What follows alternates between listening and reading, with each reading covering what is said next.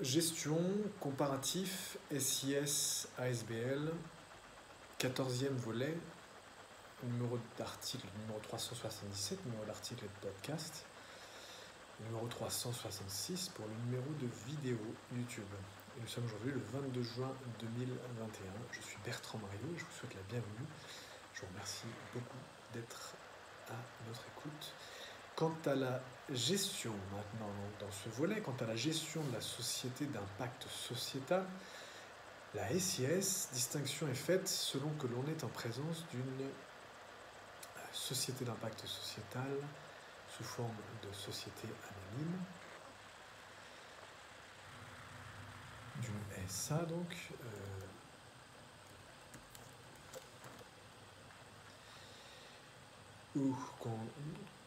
donc il y a une distinction à faire entre la société d'impact sociétal, la SIS sous forme de SA, sous forme de société anonyme, de société à responsabilité limitée, SARL, ou encore de société coopérative, la SCOP.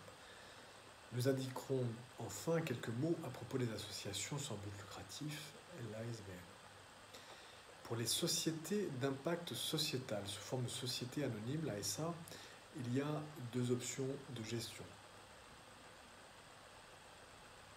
Pour cette société d'impact sociétal sous forme de SA, il y a deux options de gestion. Première option, conseil d'administration seul. Donc un CA seul. Et dans ce conseil d'administration, 3 administrateurs minimum seront nécessaires, à composer d'associés ou non, salariés ou personnes agissant à titre gratuit ou non. Et petit b, le CA, le conseil d'administration, représente la société à l'égard des tiers et en justice. Et le CA peut déléguer ses pouvoirs à un directeur général ou à un comité de direction. Voilà pour cette première option de gestion pour la société anonyme, pour la SIS sous forme de SA, avec un conseil d'administration seul, qui est la structure moniste. Maintenant, la deuxième option, un directoire et un conseil de surveillance, c'est la structure dualiste, dite dualiste.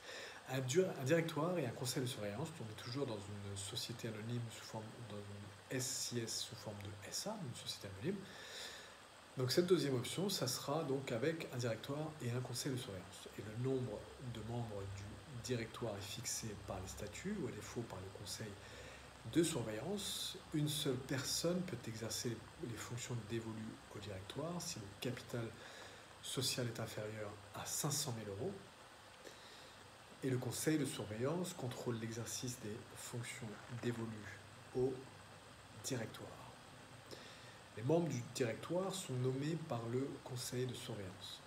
Le directoire gère l'ASA et le conseil de surveillance contrôle l'ASA et son directoire. C'est le directoire qui gère, le conseil de surveillance qui contrôle l'ASA et son directoire. Les membres du conseil de surveillance ou du directoire peuvent être rémunérés ou non. Et le directoire représente la société à l'égard des tiers et en justice. Voilà quelques mots à propos de cette structure dualiste pour une société anonyme. Donc c'était la deuxième option. S'agissant de la SARL, de la SIS sous forme de SARL, la SARL SIS, la gestion est sous la responsabilité de gérant. Il doit y avoir, donc on ne parle plus d'administrateur comme on parlait pour les sociétés anonymes, il doit y avoir un gérant minimum, associé ou non, salarié ou agissant à titre gratuit. Et les gérants représentent la société à l'égard des tiers et en justice. Et pour les SCOP SIS, pour la SCOP SIS, elle sera gérée par un administrateur. Et certaines règles relatives au SA s'appliquent si les statuts ne se prononcent pas explicitement sur le mode de gestion de la SCOP SIS. Enfin, s'agissant des ASBL, elles sont gérées par un conseil d'administration qui gère les affaires de l'association et la représente dans les actes judiciaires et extra judiciaire. Voilà. S'agissant des références, donc vous pouvez vous reporter à la loi du 12 décembre 2016 sur les portant création des sociétés d'impact sociétal telles que modifiées. Vous pouvez aussi vous reporter aux articles 441-4, 441-11, 442-2, 442-3, 442-7, 442-11, 442-12, 442-18, 833-5 de la loi du 10 août 1915 sur les sociétés commerciales telles que modifiées. Vous pouvez voir cette énumération sur le format écrit de ce podcast, cet article.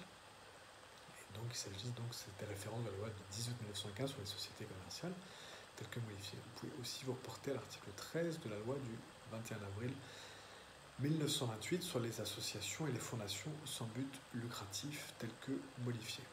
Et enfin, en matière doctrinale, vous pouvez vous reporter à notre livret comparatif sur les sociétés d'impact sociétal et les associations sans but lucratif, édité pour l'Union luxembourgeoise de l'économie sociale et solidaire et le ministère du Travail, de l'Emploi et de l'économie sociale et solidaire, et qui avait été rédigé par moi-même, Bertrand Mario.